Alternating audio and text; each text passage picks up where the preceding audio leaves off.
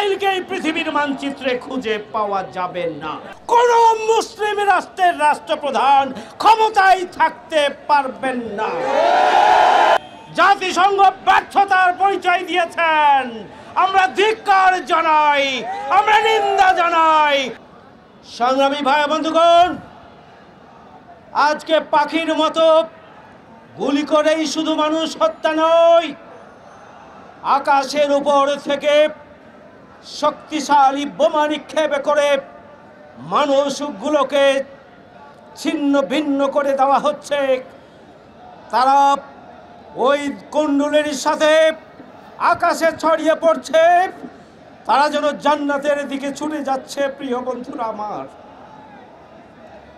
আজকে গোটা বিশ্ব যেভাবে নির্মম, নির্দয়, নৃশংস গণহত্যাকে আজকে যেভাবে থামানোর দরকার ছিল, গোটা পৃথিবীর মানুষগুলো যেভাবে ঐক্যবদ্ধ হয়ে ইসরায়েলি রাষ্ট্রকে ছিন্ন ভিন্ন করে দেওয়ার প্রয়োজন ছিল, আজকে গোটা বিশ্ববাসী সেক্ষেত্রে ব্যর্থতার পরিচয় দিয়েছে।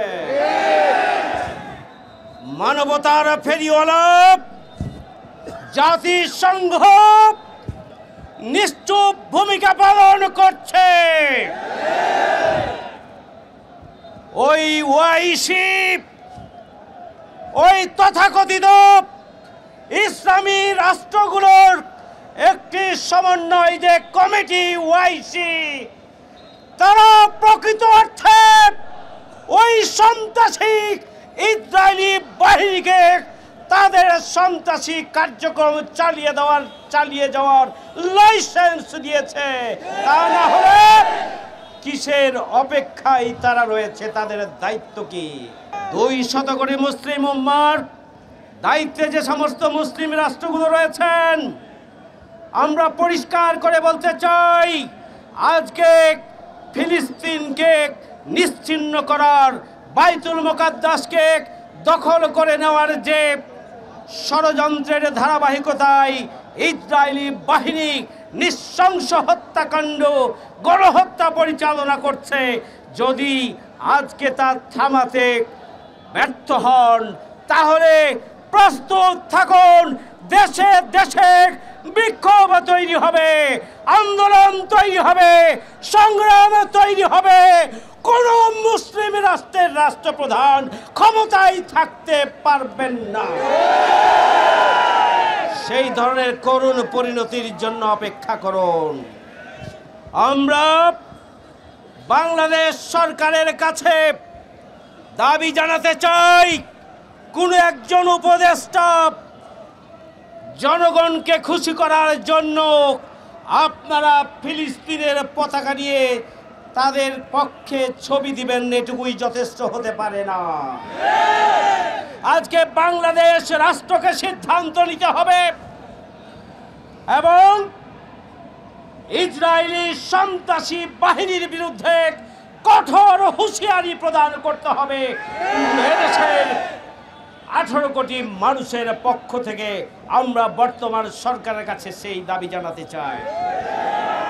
আমরা সরকারের কাছে দাবি জানাতে চাই, অবিলম্বে জাতিসংঘের কাছে লিখিতভাবে জানান, জাতিসংঘ চুপ করে আছে কেন? আমরা তার জবাব চাই।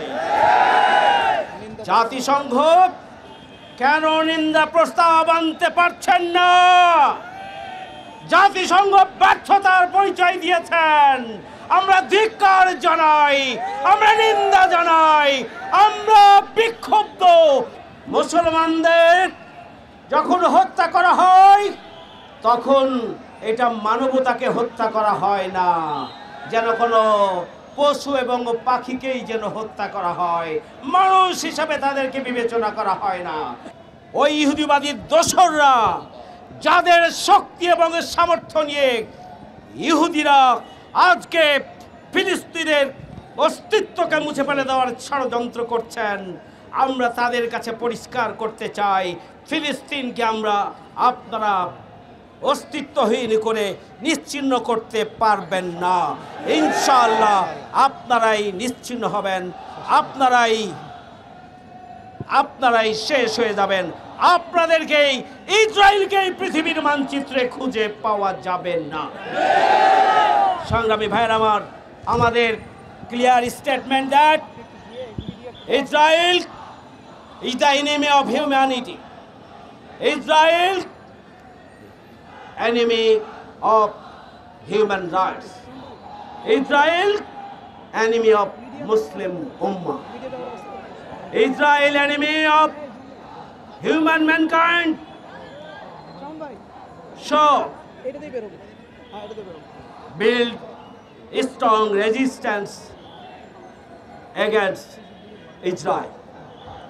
আমরা ইনশাআল্লাহ শক্তিশালী প্রতিরোধ গড়ে তোলার মধ্য দিয়ে ইসরায়েলের চক্রান্তকে আমরা রুখে দেব।